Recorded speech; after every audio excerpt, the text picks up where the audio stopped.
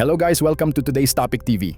Ang hirap talagang magpautang sa panahon ngayon dahil ikaw na yung mahihiyang maningil sa taong pinautang mo. Sila na nga yung may utang, sila pa yung nagagalit pag sinisingil mo. At hindi lang yan. Dito sa bidyong ito nagkaroon pa ng pananakit ang lalaking sinisingil. Kami nanulong! Naningil na kami sa utang! Wala kami nanulong! Naningil na kami sa utang ninyo!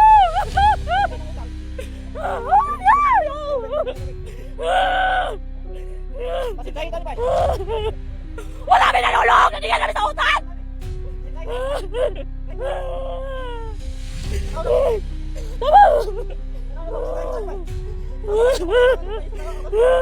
Siya yung nanunsok ay!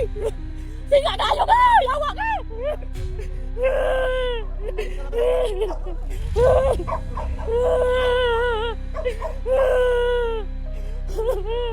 Kapabay utangan! Kapabay isog!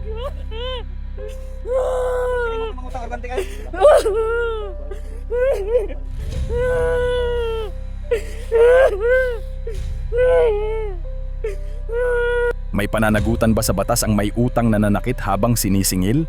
Ang malinaw na sagot ay oo. Kahit pa may utang ang isang tao, wala siyang karapatang manakit, manakot o gumamit ng dahas. Sa batas ng Pilipinas, ang utang ay usaping sibil, pero ang pananakit ay krimen. Kung ang naniningil ay nasuntok, nagkaroon ng pasa, sugat o pagdurugo, maaaring isampa ang kasong physical injuries sa ilalim ng Revised Penal Code. Depende sa tindi ng pinsala, maaari itong maituring na minor, less serious, or serious physical injuries. Kung may kasamang pananakot, pagbabanta, paninindak o pamimilit, maaari ring ikaso ang grave threats o grave coercion. Sa mas malulubhang sitwasyon, kung ang pananakit ay paulit-ulit, malakas, o muntik ng ikamatay ng biktima, posible ring pumasok ang kasong attempted homicide.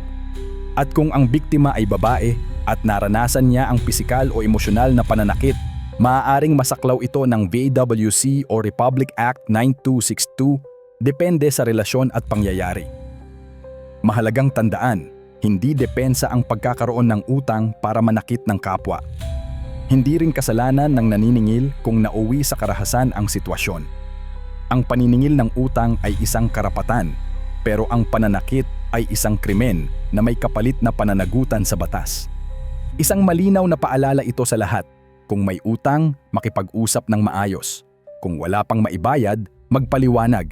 Dahil walang halaga ang perang tinatakasan kung kapalit naman nito ay kaso, kulungan at sirang buhay.